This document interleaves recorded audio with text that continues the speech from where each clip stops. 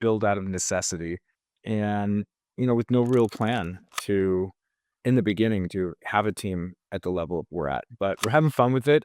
I've made every mistake known to man. I've probably spent more money or lost or I wouldn't say lost. I've invested a lot of money into different trials and tribulations and errors and time. And I don't look at anything as a failure. I look at it as an opportunity to discover, because that one mistake that you make is that stepping stone to the next success. And I firmly believe that now, or at least I tell myself that to make me feel better. But it does, it really does help us, discover where that gold is. It's always at the 2 yard line. We got to get over to the one and then to the end zone. And most people stop at that 2 yard line. So we don't. I then started getting into real estate because I had a mentor who was my brother-in-law who had passed away, bought me this. It was cassette. So now I'm aging myself. It was not a book, not a webinar. There was no such thing, but it was a cassette deck of Rich Dad Poor Dad. And I don't even think it was called that. It was Robert Kiyosaki. And he put it on the edge of the desk and he's like, I think you'd be good at this. And I'm like, I don't like real estate. And I'm like, he goes, well, let me ask you, is a house a liability or an asset? I'm like, it's a liability. And he's like, wrong. I'm like, what do you mean? A house is always it's if you read the book Rich Dad Poor Dad, it really gets into that explanation of asset or liability. And what it gets into is unless it's creating money for you, unless it's generating money, any form of passive income, that's an asset. Liability is something that you're paying for that nothing is coming in. Now you get appreciation for it, but if you really understand that book, kind of twisted everything around, made me think really hard about that. And I'm a firm believer being a real estate agent and building a real estate team by real estate agents is just don't roll people back. Now you don't take away. You dive in and say, okay, you have the ability to do this. I've seen you do it, or you have the will to do it. What can we do here to, turn it over? And then it just goes more into coaching and mindset than anything else. And then you find out real quick, because I could say, hey, let me see your calendar. And it's like, well, you're bitching about business not happening, but I look at your calendar and you took your dog for a walk, you went to the gym, you were gone 3 days out of this week. Are you full-time or part-time? Because if you are full-time, then treat it as a full-time job versus a part-time job. And I think that's with agents being 1099 employees, independent contractors, you're not their boss, you can't push them. And I always tell my agents, like, look, I'm not your dad, I'm not your brother, I am your friend, but I am your business partner. And that's what you're paying me to do, is to push you in a good way to grow and not making it scary. To sit down and just get that awareness and get that mindset saying, hey, if I really do want to do this, am I putting the time in? And it's interesting because you can see with agents, it's a contact sport. You're in sales, you're dealing with public. Like, yeah, it's contact sport. But I'm sure you've seen it too, Jennifer. Like, they're just definitely afraid to pick up the phone and call someone for whatever reason. How am I going to sound? Am I going to sound dumb? Am I saying the right thing? Am I too pushy? And that's usually when we really get down to the meats and potatoes of what's happening with an agent, is just that mindset of nothing, because there's nothing to be afraid of. You are going to screw up 100%. 100% you're going to fail. 100% you're going to screw up. But it's what you learn in that process to get better at it. And are you going to get back on the field, or are you going to just sit on the sideline when you get tackled and ice your knee? You get back out there and do it. You're not hurt too bad. You have to, because no matter what you do, if you're making calls or you're door knocking or you're at an open house, there's going to be something you either weren't ready for, or you're going to get some sort of objection that you can't overcome.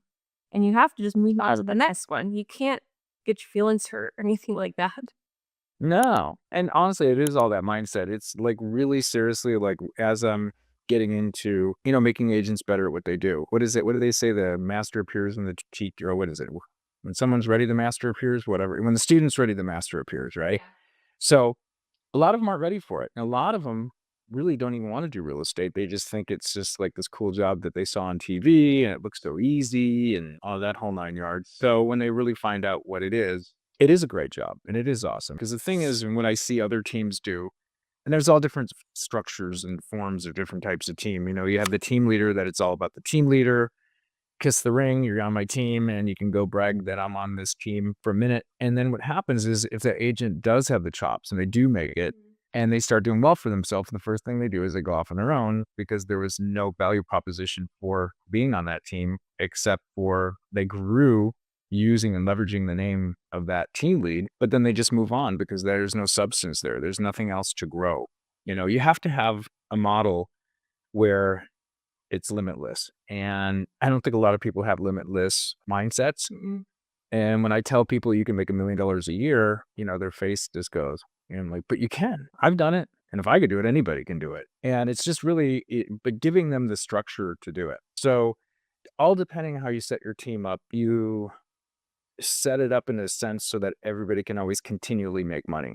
Because if I sat down and it's so fun, especially with team leaders or people that have been in it for a business, if I said to them, tell me 3 things of where you want your career is going to go. And if they were just dead honest, if they weren't in an interview, if they were just you and I talking, I said that to you, your honest answer would be, I don't want to sell houses anymore because you get burnt out after a while, but you still want to be in real estate, right? And you want to create passive income and you want to be able to invest in real estate. And that's kind of like, that's the swan song out. That's what everybody really wants. Hey, let me build something up cool. I can grow a team. I could sell my business. And I always just wanted to invest in real estate because I know it. And I've made people rich my whole life. So why am I not doing this? So we set up a structure. If you're a brand new agent, where's the low flex team and we get online leads like crazy, that you start out new, we'll get you that opportunity to open a door. And the last thing I want you to do is go to try to close that or convert that deal because you're going to get me sued and you're going to probably get yourself sued, or you're probably not even going to get into a transaction because you don't know what the hell you're doing because you're new. So we match them up with a conversion partner.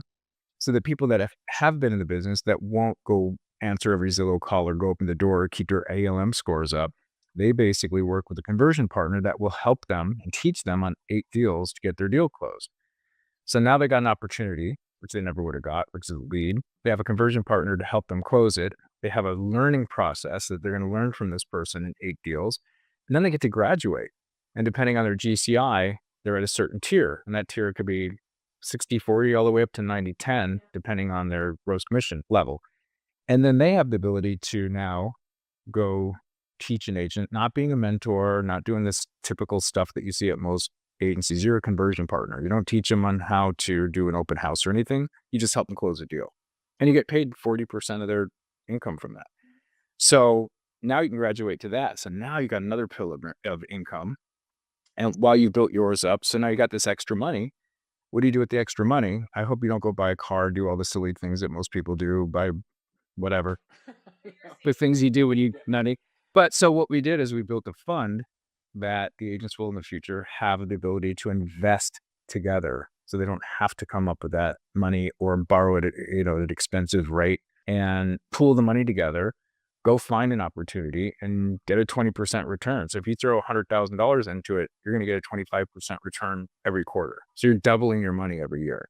So we built a kind of a thing for real estate agents that delivers that dream of those 3 questions, because I don't know an agent on the planet that wouldn't answer you the same thing if you've been doing this long enough. That is So really true. It's like, what are you trying to do? Get out of production, right? That's what anybody said. I'm get out of production. I mean, I've been there, done that, right? I took myself out of production 2 years ago. It's like one major tip you'd leave them with. I mean, I would just focus on the agent because you most likely were an agent. I mean, most team leaders, that's what they do because they're trying to get out of production eventually, whatever. And I love selling houses, and I always like to be in production somewhat because I get to play with the CRM. I get to struggle with them and see what kind is going on. I don't want to be too detached from that ever. So I always like to have a little bit of a foot in, but make time for them. But it's really just keep your promise and think of do unto others you've done, do unto yourself, and think of all the places you've been and everything that you've done where you got rolled back. Because it's happened to me many a times for no good reason either, just because there was a market shift. But yeah, just basically think of that agent. It doesn't matter what level they're at, but think of them where you were once standing in their shoes and what you would appreciate, respect, and you wouldn't want have done to you what was done to us. Multiple locations. You're gonna have those moments in real estate where it is gonna be scary.